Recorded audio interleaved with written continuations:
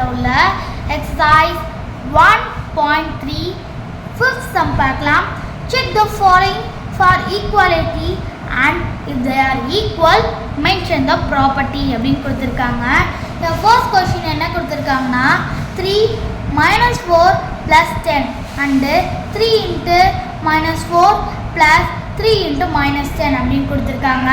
First left hand side 3 into minus 4 plus minus 10. So இது என்னது minus 3 into minus 14. ஏன்னா என்ன மைனஸ் ஒரு மைனஸ் இருக்குன்னா ப்ளஸ் 3 ஓகேவா. ஏன்னா என்ன ப்ளஸ் 3ன்னு ஆகிடும்.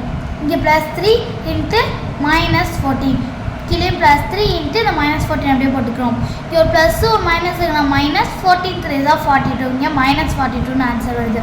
அடுத்து right hand side 3 into minus 4 plus 3 into minus 10 கொடுத்துருக்காங்க.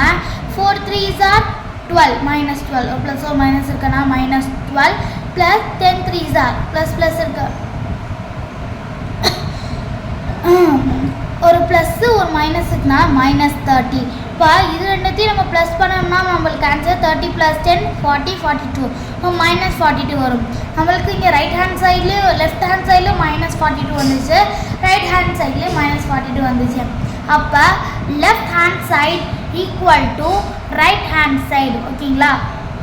அதான் 3 into minus 4 plus 10 equal to 3 into minus 4 plus 3 into minus 10.